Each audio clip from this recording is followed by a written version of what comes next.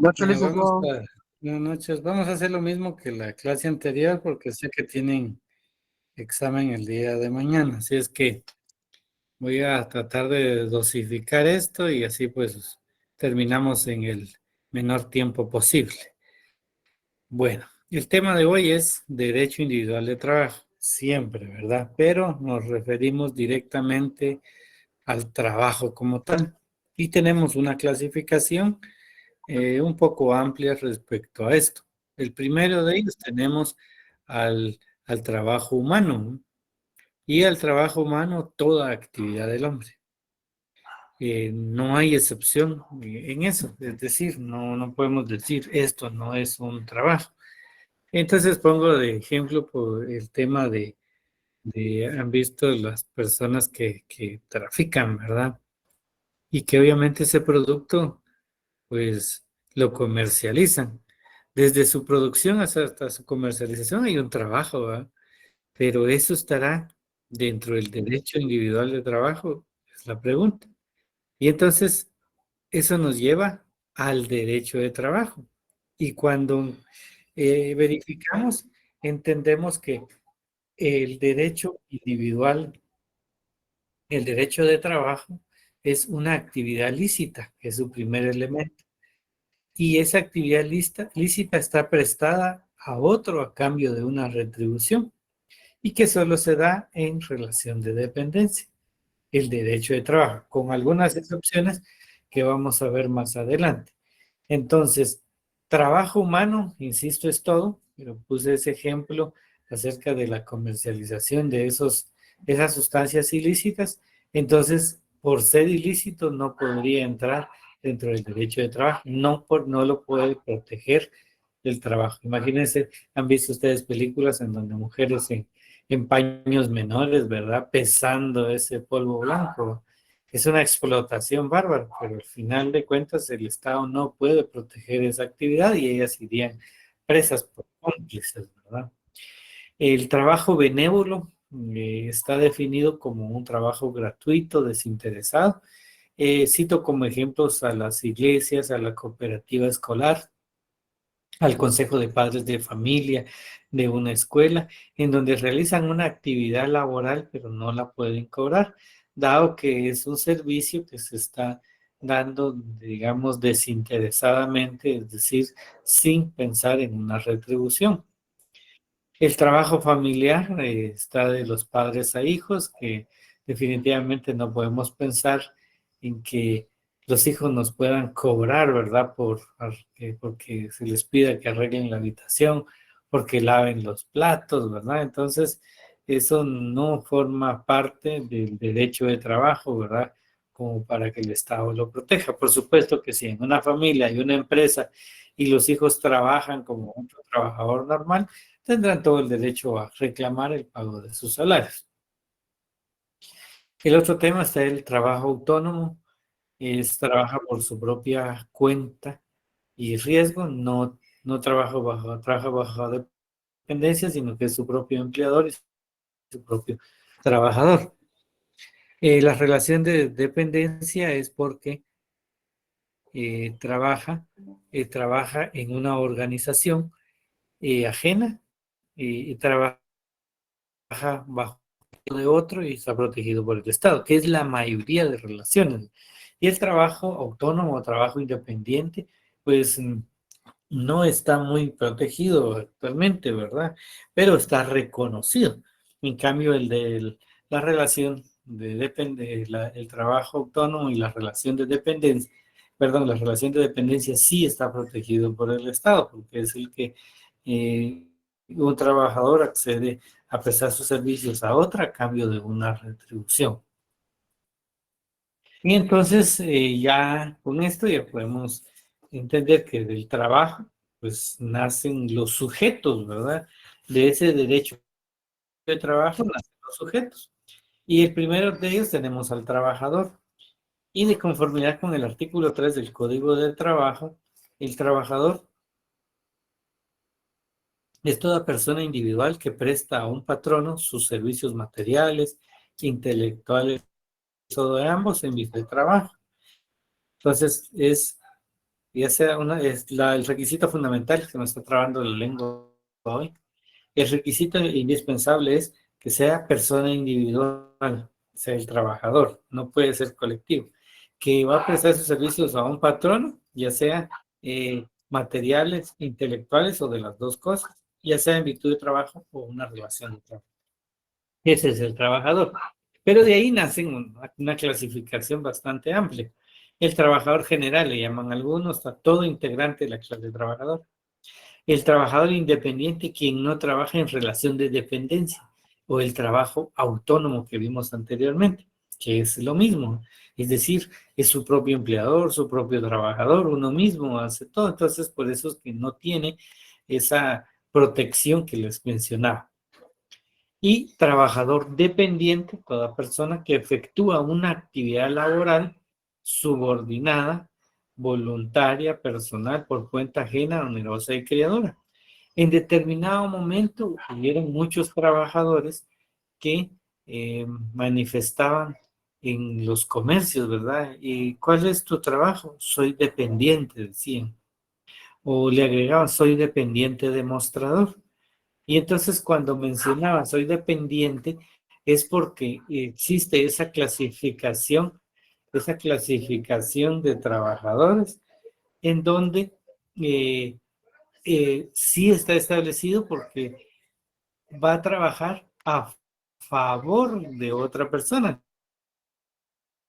Entonces, el trabajo dependiente. Y de ahí nació esa denominación, trabajo dependiente o dependiente demostrador, como decían. Es nada más un ejemplo que les doy, ¿verdad? Que sí hubo un determinado momento, ya casi no suelen utilizarlo, pero yo lo he escuchado en algunas oportunidades, pero en esos comercios de la zona uno, más que todo por la I-20, 18 calle, soy dependiente demostrador, dicen normalmente las chicas. Otra clasificación de trabajador está el trabajador de obra. Aquí dice cuando se ajusta globalmente en forma alzada el precio de los servicios del trabajador desde que se inician las labores hasta que éstas concluyen, tomando en cuenta el resultado del trabajo, o sea, la obra realizada. Ha mal utilizado eso, pero realmente lo que significa este trabajador por obra, perdón, trabajador de obra significa que si en una empresa, por ejemplo, que se dediquen a los textiles y necesitan, por ejemplo, cambiar el techo de la empresa, entonces pueden contratar a otros trabajadores especializados en eso para que les cambien el techo. Entonces, este trabajador lo primero que va a hacer es verificar cuál es el área que se va a cambiar.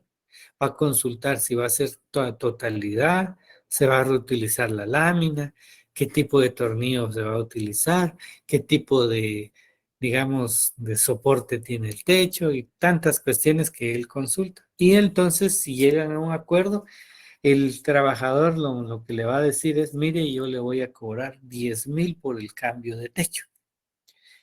Y entonces le dice al empleador, le cobro 10,000, le incluye los andamios, le incluye, digamos, mi equipo de trabajo, maquinaria, y entonces, pues una vez lo concluya, usted me cancela. Normalmente piden un 50% y otro 50% al terminar.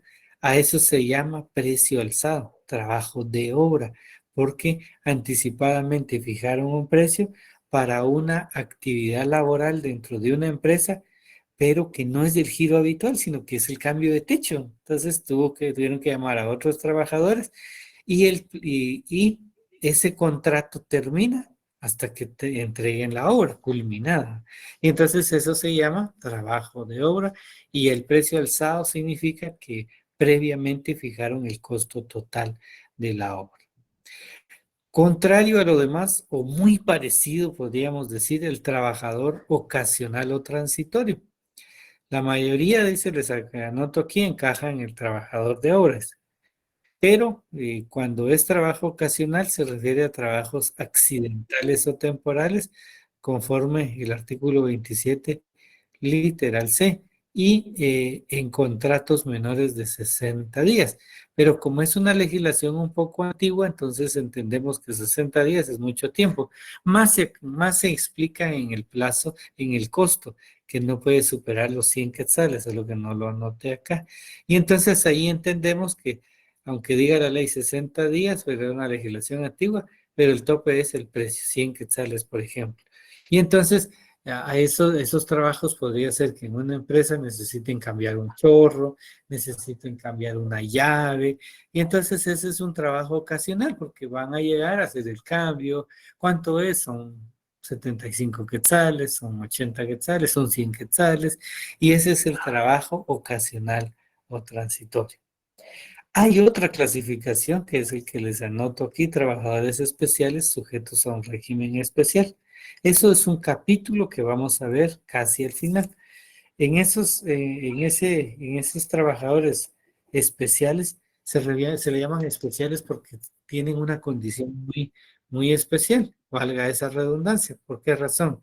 Se refiere a una disposición propia para las mujeres por su condición física, a los menores también por su condición física e intelectual, también el trabajo en transporte, trabajo en vías navegables, eh, todo eso necesita una regulación especial, ya sea por la actividad laboral que se dedican o por la condición física de los trabajadores.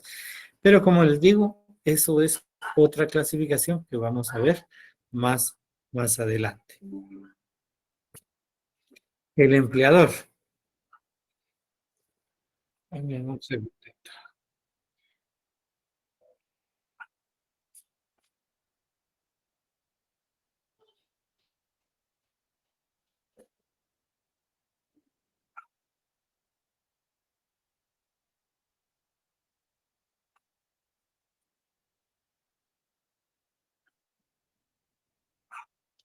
Bueno, entonces aquí el empleador de otro sujeto es el empleador que está establecido en el artículo 2 del Código de Trabajo.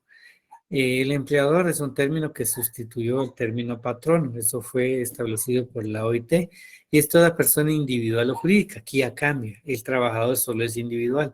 Aquí puede ser individual o jurídica porque puede ser una persona individual, el comerciante individual, o bien jurídica cuando se refiere a una sociedad que utiliza los servicios de uno o más trabajadores en virtud de un contrato o relación de trabajo. Los auxiliares del empleador realizan actividades para un patrón, o sea, lo ayudan a él, ejerciendo actividades que competen al patrón. Normalmente, estos auxiliares son los que ejercen una representación del empleador y traen consigo la actuación y voluntad del patrón. Está establecido en el artículo 351 y de ahí emana una clasificación de representantes patronales. Uno son los empleados de confianza, que son aquellos cuyo ejercicio es básico, que quien los desempeñe tenga la idoneidad moral reconocida y corrección y discreción suficiente para no comprometer la seguridad de la empresa. Trabajador al que se le encomiendan labores de importancia y delicadas. Artículo 351 y 212, tercer párrafo del Código de Trabajo. Personal de confianza y entonces también es un auxiliar del empleador. Otro representante, y es que auxilia formalmente al empleador, son los cargos de dirección, aquellos en cuyo desempeño se dicten resoluciones que obligan a todo o la mayor parte de personal de la empresa. Artículo 351, el director de la empresa. Y existen los últimos que son los intermediarios. Estos intermediarios también auxilian al patrón, pero son estas personas que contratan en nombre propio los servicios de uno o más trabajadores que ejecuten algún trabajo en beneficio del patrón. Artículo 5. De aquí este intermediario, yo lo entiendo muy bien como un contratista y voy a explicar más adelante. Pero aquí les coloqué unas subclasificaciones que pueden encontrarlo en cualquier texto del derecho de trabajo y por eso lo anoté. Solo explican que pueden considerarse como intermediarios, eso es lo que significa. Por ejemplo, el agente colocador, que se limita a relacionar a las partes. Normalmente esto lo hace, por ejemplo, el Ministerio de Trabajo. A ellos les mandan una lista de puestos vacantes y entonces lo que él hace es pone en contacto al trabajador con la empresa y la empresa pues hará los exámenes necesarios al trabajador y si quiere pues lo contrata. Este agente colocador no garantiza que se contrate el trabajador, pero los pone en contacto. Y si los contratan, entonces gana una su pequeña comisión. Eso es cuando son privados, pero cuando es del Estado no ganan nada. Cuasi contratista, un nombre que le dio algún estudioso del derecho de trabajo para decir casi es un contratista, ¿no? Mantiene una relación y obtiene una ganancia, pero son aquellos que no están debidamente inscritos, pero que tienen contactos suficientes y que pues para les consiguen el empleo, pero ellos tienen una ganancia con esto. El intermediario típico, que es el que señala el artículo 5, es un comerciante, lucra con el producto y a veces no se sabe, no se tiene claridad quién responde por los derechos del trabajador, pero en estos casos, pues aquí hay una solución. Porque cuando no se sabe a quién demandar, porque no se sabe si es un intermediario, es un comerciante, entonces la ley establece que a pesar de que se utiliza para que no haya reclamos laborales, y la ley lo resuelve de la siguiente manera. Si es del giro habitual de la empresa, la responsabilidad laboral de la empresa. Es decir, si el intermediario dota de personal a una empresa, y hablemos de que esta empresa se dedica a los textiles, y entonces este trabajador del intermediario va a hacer las actividades normales de la empresa, significaría que es del giro habitual y entonces la responsabilidad se dirige hacia la empresa porque él está dedicándose a lo mismo que hacen los trabajadores normales de la empresa. Si no es del giro habitual, solamente responde el intermediario. Entonces, por ejemplo, en una empresa de limpieza, ¿verdad? Hablemos siempre de la empresa de textiles, que no contrate personal de limpieza, pero sí contrata a un intermediario para que realice la limpieza de las áreas comunes y de la empresa. Entonces, entonces solo es el intermediario el que va a pagar porque él está lucrando, ¿verdad? Es un comerciante. Y a eso, por eso yo les dije que este intermediario es un contratista, porque el contratista llamado intermediario es un empresario y llena los requisitos para ser un empleador. ¿Por qué razón? Está inscrito, realizas la obra por medios propios, por ejemplo, el de la limpieza, ¿verdad? Se dedica a todo eso, asume los riesgos de la contratación y que es por un precio determinado y que cuenta con la libertad y autonomía técnica. Y obviamente tiene una em, empresa. ¿Y cuál es esa empresa? Es esta.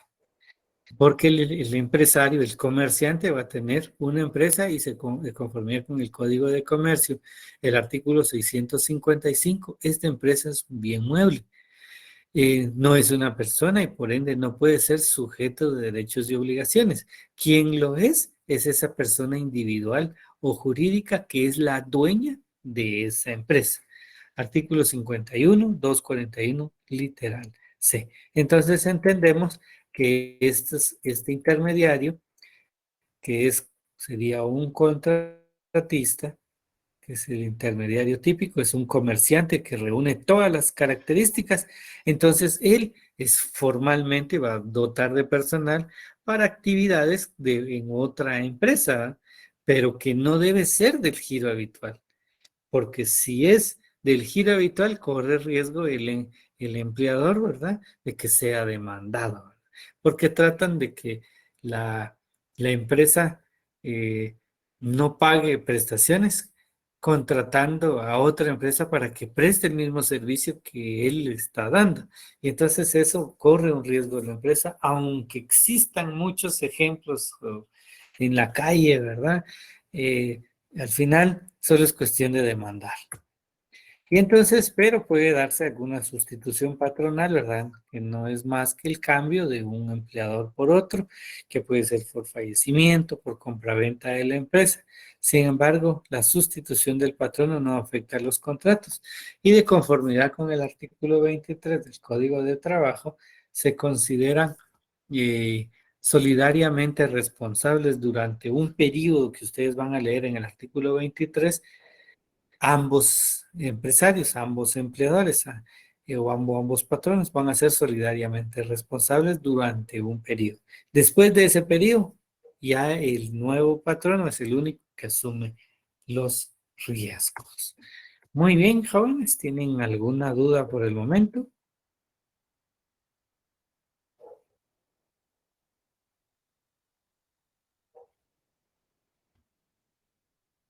¿No tienen dudas? ¿Está todo claro?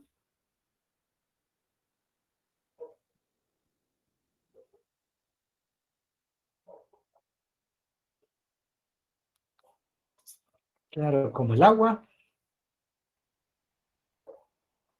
Por el momento todo claro, licenciado, gracias. Muy bien. Bueno, entonces, como les dije, que no iba a tardar mucho, iba a dosificar lo más que podía para que ustedes puedan, pues, estudiar un poquito más para el examen de mañana. Éxitos y feliz noche. Feliz noche, licenciada. Feliz noche.